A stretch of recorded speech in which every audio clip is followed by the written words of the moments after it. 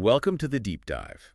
Today we're grabbing a stack of sources about something that might seem pretty simple at first glance, convenience stores. Right. But we're looking specifically at South Korea and the rise of their convenience stores. Yeah. We've got some really interesting material, including bits from an article called The Rise of Korean Convenience Stores. Yeah, and our goal here is basically to unpack why they've become so incredibly popular. Exactly, and how they function as, essential parts of city life there. It's fascinating stuff because, like you said, it sounds simple, grabbing a soda, maybe a snack, but it's turned into something much, much bigger in Korea. Totally. We're going to explore how they've kind of redefined convenience in these really fast-paced cities, blurring the lines, actually, between just retail and something more like a community space. Okay, so let's dive into that core idea from the sources. The big one is, in South Korea, these aren't just quick stop and shops anymore. They're really fundamental hubs for urban living. Absolutely. That's a huge shift, isn't it? They're not just numerous, they're deeply woven into the daily fabric of life. So why? Why did they become so popular, so integrated?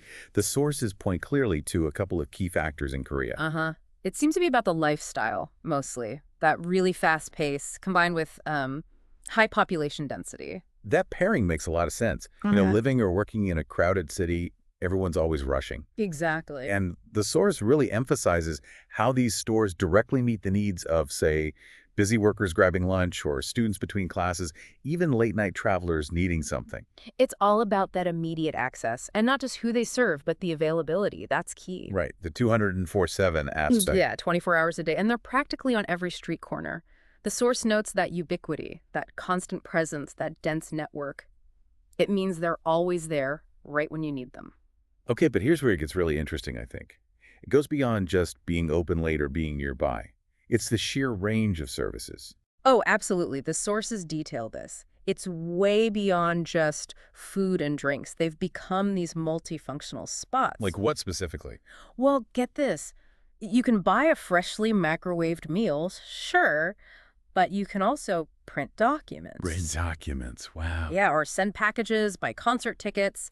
Some even have free Wi-Fi and mobile phone charging stations. Right, and the seating, too. Some branches, the sources say, have actual indoor seating areas. Exactly. So it's not just grab and go. It's a place to pause, maybe eat that meal you just bought, catch up on emails using their Wi-Fi. Or just rest for a bit. It really changes the whole feel of the place. And that leads directly to the big concept the sources talk about, this blurring of the line between just a retail store and more of a community space. So it's not just where you buy stuff anymore. No, it's becoming a place you go to do stuff, or even just to be for a little while. It serves a broader function in people's day-to-day lives. Okay, so it's the services, the location, the hours. What about the actual products they sell? Does that play a big role too? It does, yeah. The sources mention their product strategy is pretty dynamic. They often stock things reflecting current trends, like limited edition snacks or seasonal promotions. Ah, so they keep things fresh. Exactly. And that kind of thing, especially the trendy stuff, really helps attract younger customers. It shows they're adapting constantly, not just sticking to the basics. So when you put it all together, the 204/7 availability, the hyper-local presence, the huge range of services, the smart product choices, it really paints a picture, doesn't it? That really does. Businesses that have just masterfully adapted to modern urban life. The sources frame their success as this powerful example of innovation and staying focused on the customer. Yeah, it feels less like just a store and more like a piece of essential city infrastructure almost. It's a great case study, really. Understanding the needs created by a specific environment, that high density, the fast pace, and then innovating to meet all those needs in one spot. Comprehensively. Now, let's try and connect this back to you listening. Think about the convenience stores in your own country. Are they like this? Do they offer this kind of wide array of services? It's a good question. The source actually brings this up. Could the stores near you offer more? And maybe more importantly, why don't they, or why couldn't they? What kind of things are suggested?